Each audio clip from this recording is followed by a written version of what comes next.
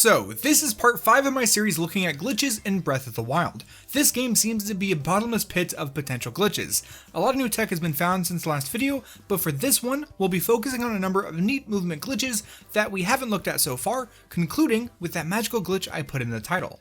First off, we'll do a neat glitch found by SNSK2s that requires us to first set up hold smuggling.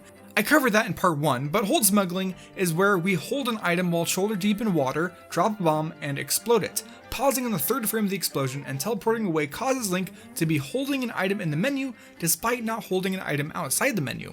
The next time you add something to Link's hold stack, he'll break out of whatever animation he's currently in. With hold smuggling active, find yourself a ladder with a box nearby. I picked this cliff north of the Shrine of Resurrection. Push the box so that it's perpendicular to the ladder and just barely blocking it. It might take some fiddling, but with the right positioning, when you move Link to get on the ladder, he'll mount it sideways, clipping through the platform. Now jump and immediately pause, and add something to Link's hands, and then unpause. As SilicatYT demonstrated via Twitter, it's possible to jump onto a ladder just as it gets destroyed, letting you climb in the air. Combined with hold smuggling, you could then ladder launch off of nothing. Oh, by the way, big shoutouts to SilicatYT for helping me with the research for this video along with a good portion of the footage. He is a true Breath of the Wild glitch connoisseur, so after this video is done, be sure to check out his channel, which will be linked down in the description. I don't want to hear any comments. I know you're going to say it. Someone always says it. I don't want to hear it. That said, next up, here's Silicat using that same ladder to instantaneously kill Link.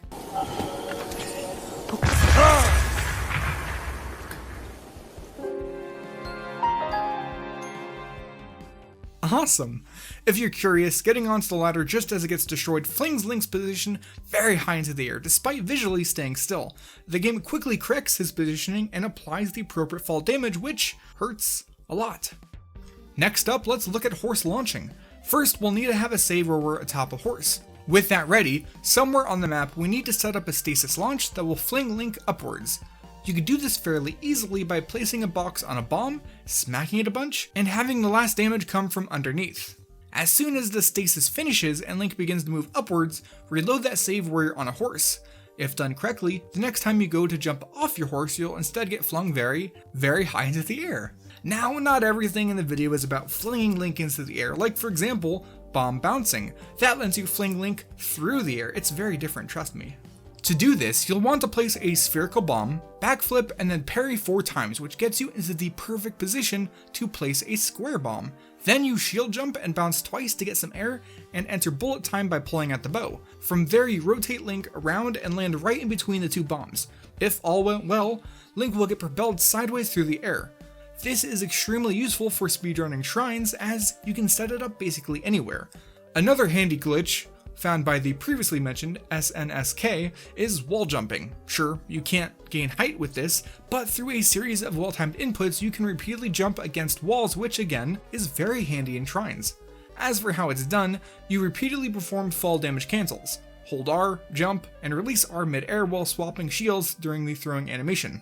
Oh, in a previous installment, we looked at super launches, which involves using a stasis launch and then pulling out the paraglider on a lag frame to make Link go very fast. Instead of that, SNSK found that you can drop a bomb alongside a wooden box, stand Link on the opposite edge, and explode the bomb. It doesn't work with metal boxes, but this is an extremely easy way to get super launches very fast.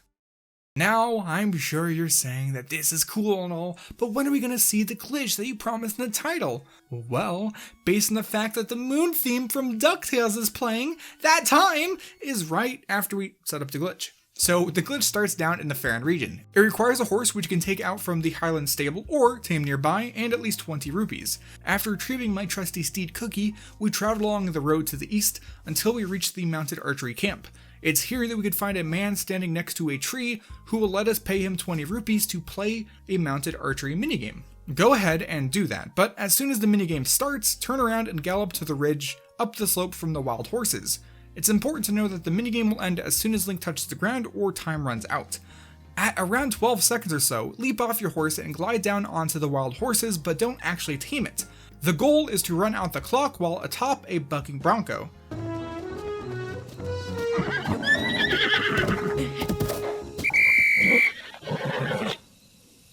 If done correctly, when you load back in front of the NPC, you'll see this. Ugh.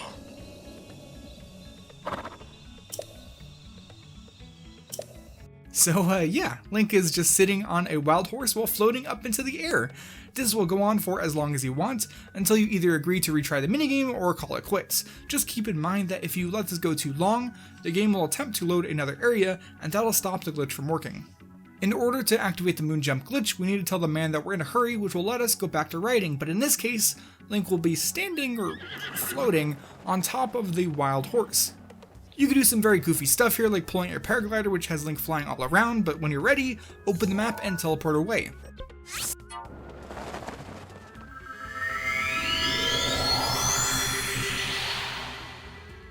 Now, the next time you jump, you should notice that Link's animation is a bit odd.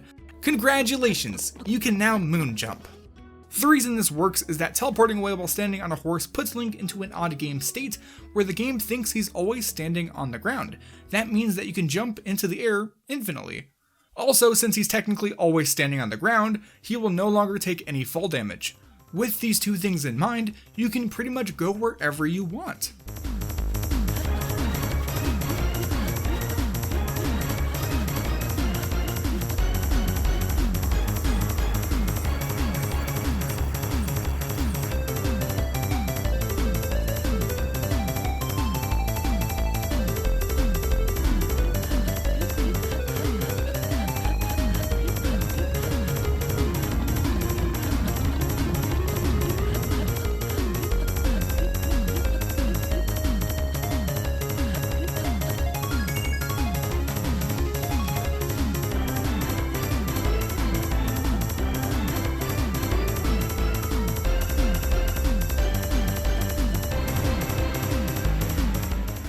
It's important to know that the moon jump glitch will remain until you either reload a save, mount a horse, or get on the master cycle. As you can tell during loading screens, I've only ever completed 4 shrines, which are the ones required on the Great Plateau. Check out part 4 to see how I made that possible using the apparatus glitch, but either way, while I no longer need to complete any shrines, I can use the moon jump glitch to complete some of them very easily. One thing to watch out for this glitch, however, is that if you ever enter a wall climbing animation, however brief, Link will no longer be able to sprint. To reverse that and moon jump freely again, just teleport somewhere. Honestly, it's a bit annoying trying to fight stuff while moon jumping, but you definitely can. Just look at me bully this poor defenseless Hinox. You could also do, whatever this is. If you want to duplicate Korok seeds, you can. Just find yourself a tree Korok like the one near the Hyrule bridge on the island. After making a safety save, jump up until you see the Korok's cloud and fall and press A at the bottom of the particles. If done correctly, you'll get a text box and a Korok seed, but no Korok will appear. Repeat for more seeds, but if you accidentally let the Korok spawn, you'll need to reload that safety save. When exiting a shrine with the moon jump glitch active, there's a chance that you can get into a weird state where Link just sort of wobbles in place. It's not a soft lock, but it is odd. There's also whatever this is.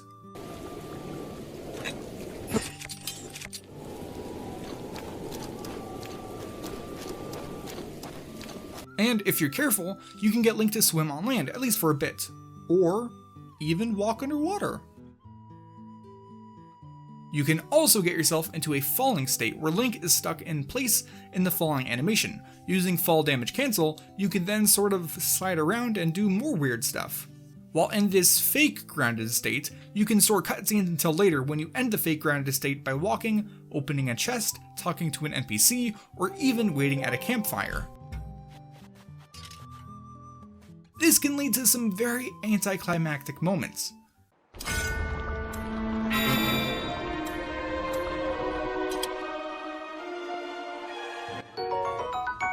Lastly, the moon jump glitch, oddly enough, can allow you to wrong warp.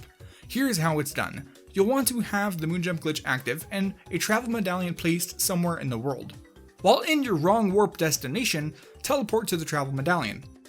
From here, you can go into the main menu, load into a new game, and then simply save and reload on the spot, and you'll find yourself wrongly warped to your initial location, but with a fresh Link. If you do this, but first start out by teleporting away from a divine beast, you can wrong warp a new Link into a divine beast, just like that. Overall, this is a very weird glitch with many weird effects, but I think I've covered the vast majority of them, so we'll end the video here.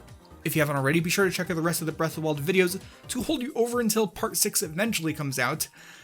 Also, don't forget, you can subscribe to get notified when that video or any of my other videos go live. Big thanks to my channel members, especially Christy Huntress for being a superfan. And that's about it for this video. I'll see you in the next one.